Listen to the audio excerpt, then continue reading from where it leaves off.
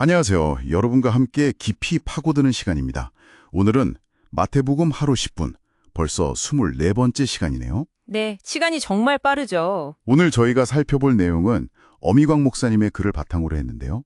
마태복음 9장 18절부터 34절까지 나오는 예수님의 여러 기적들에 좀 초점을 맞춰보려고 합니다. 그 죽은 소녀를 살리시고 또 혈루증 여인 고치시고 맹인들 눈뜨게 하시는 그 기적들 말씀이시군요. 네, 맞아요. 이 사건들을 통해서 예수님의 권능, 또 믿음, 그리고 그분의 자비에 대해 좀 더 깊이 얘기 나눠볼까 합니다. 사실 마태복음 8장부터 보면 예수님의 기적 이야기가 쭉 이어지잖아요. 그렇죠. 8장에서도 나병 환자, 백부장 하인, 심지어 바람과 바다까지 잔잔하게 하시는 모습이 나왔었죠. 네. 그리고 오늘 본문인 9장에서도 그 놀라운 능력은 계속되고요. 뭐랄까, 예수님이 정말 대단한 권위를 가지셨다는 걸 보여주는 것 같아요. 맞습니다. 그리고 성경은 이런 기적들과 관련해서 믿음을 자주 언급하고 있어요. 18절의 회당장도 그렇고 22절 혈루증 여인, 29절 맹인들 경우에도 예수님이 그들의 믿음을 보셨거나 언급하시죠. 그러니까 예수님의 능력을 경험하는데 이 믿음이라는 게 뭔가 중요한 역할을 하는 것처럼 보이긴 하네요. 네, 분명 그런 측면이 있습니다. 그런데요. 여기서 우리가 좀 주의 깊게 봐야 할 점이 있어요. 우리가 흔히 생각하는 것처럼 믿음이 커야 혹은 믿음의 질이 좋아야 기적을 경험하는 건가 하는 부분이죠. 그 부분 저도 좀 흥미롭게 봤어요. 자료에서도 꼭 그런 것만은 아니라고 오히려 그런 생각 자체를 좀 경계해야 한다고 지적하더라고요. 정확합니다. 우리가 무심코 저 사람은 믿음이 좋아서 저런 복을 받았나 보다라거나 반대로 난 믿음이 약해서 기도가 응답이 없나 이런 식으로 자꾸 믿음의 등수를 매기려는 경향이 있다는 거죠. 그럴 수 있겠네요. 뭐 예를 들면 기도를 얼마나 오래 했는지 아니면 뭐 방언이나 예언 같은 특별한 은사가 있는지 또 헌금이나 구제는 얼마나 하는지 이런 외적인 걸로 자꾸 믿음에 재려고 하는 거예요. 네, 바로 그런 것들입니다.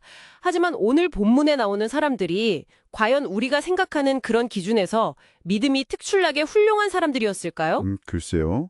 회당장이야 지위는 있었겠지만 딸이 죽어가는 절박한 상황이었고 혈루증 앓던 여인은 부정한 사람 취급받으면서 몰래 옷자락이라도 만지려 했고 맹인들도 그냥 다윗의 자손이여 우리를 불쌍히 여기소서 외쳤을 뿐인데요. 그렇죠. 그들의 상황은 하나같이 절박했고 어찌 보면 내세울 만한 믿음의 공로 같은 건 없어 보여요.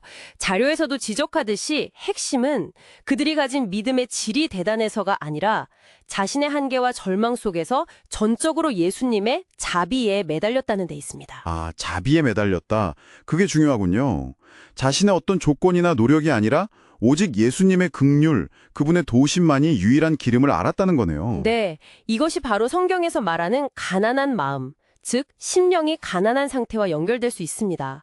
나의 영적인 파산을 인정하는 거죠. 내 힘으로는 아무것도 할 수 없으니 오직 주님의 능력과 자비에 기댈 수밖에 없는 그런 절박한 마음입니다. 그렇군요. 그러니까 중요한 건 내가 얼마나 대단한 믿음을 가졌는지를 증명하는 게 아니라 내가 얼마나 주님의 자비가 필요한 존재인지를 아는 겸손함과 간절함이네요. 정확합니다. 마치 내 통장에 돈이 얼마나 있는지를 내세우면서 도움을 청하는 게 아니라 그냥 저는 빈털터리입니다. 제발 도와주세요. 하고 상대방의 넉넉함에 온전히 기대는 것과 같다고 할까요? 와, 비유가 확 와닿는데요. 결국 하나님과의 관계라는 게 어떤 조건부거려나 내가 뭔가 잘해서 얻어내는 공로 쌓기가 아니라는 말씀이시군요. 네, 그렇습니다. 우리의 상태가 어떻든 간에 우리를 불쌍히 여기시는 그분의 자비와 은혜에 전적으로 신뢰하고 의지하는 것, 그것이 관계의 본줄이라는 중요한 통찰을 주는 거죠. 자, 그럼 오늘 이야기의 핵심을 한번 정리해 볼까요? 예수님의 놀라운 능력을 우리 삶에서 경험하는 것은 내가 얼마나 멋진 믿음을 가졌느냐에 달린 문제가 아니라 네, 그보다는 오히려 나의 연약함, 나의 부족함을 솔직하게 인정하고 정말 주님의 자비가 아니면 안 되겠구나 하는 마음으로 그분께 온전히 기댈 때, 그때 경험하게 된다는 거죠. 우리의 시선을 자꾸 나의 믿음으로 돌리는 게 아니라 우리를 불쌍히 여기시는 주님의 마음으로 옮겨가는 것. 이게 중요하겠네요. 맞습니다. 바로 그 관점의 전환이 핵심입니다. 좋습니다. 그럼 청취자 여러분께 마지막으로 질문 하나 던져보면서 마무리할까 합니다.